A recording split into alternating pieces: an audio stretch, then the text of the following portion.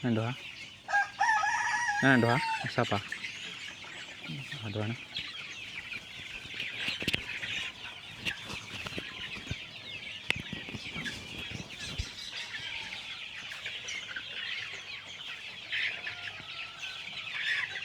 So, ganyan guys ang paraan para ano?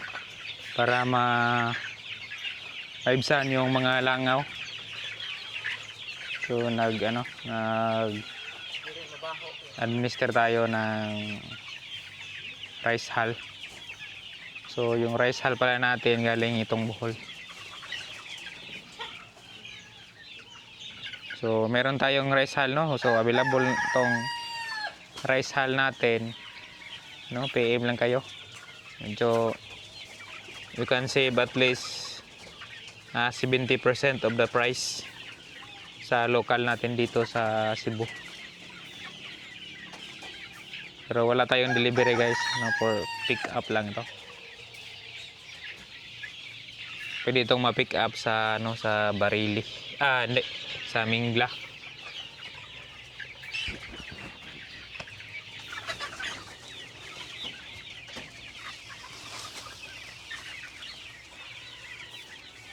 Ganyan lang, bali yung matabunan lang sila. Yung mga ipot to, matabunan.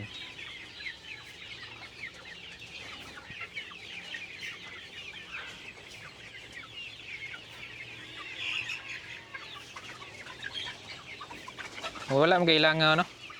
Wala nga tayo, wala kayong makita ng langaw dito sa sa paligid. Meron konti lang. Siguro mga 5 to 10 ang makikita mo. Sa mga merong mga tanim-tanim dyan, pwede itong gawing pataba. Organic fertilizer. So, hindi namin ito binibenta. Pwede ito namin ibigay lang.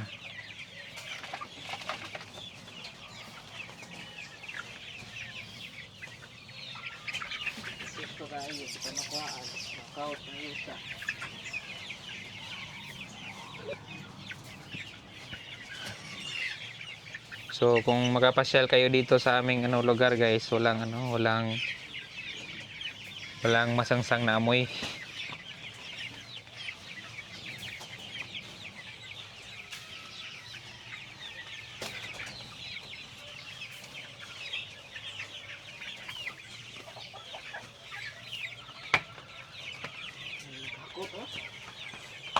Hakot?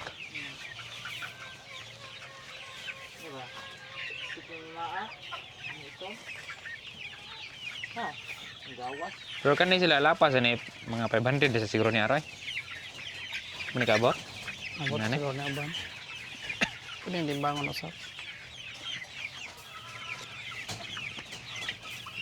Hapit na ni mo 1 kilo no. No. Pagkabot? Kato dito.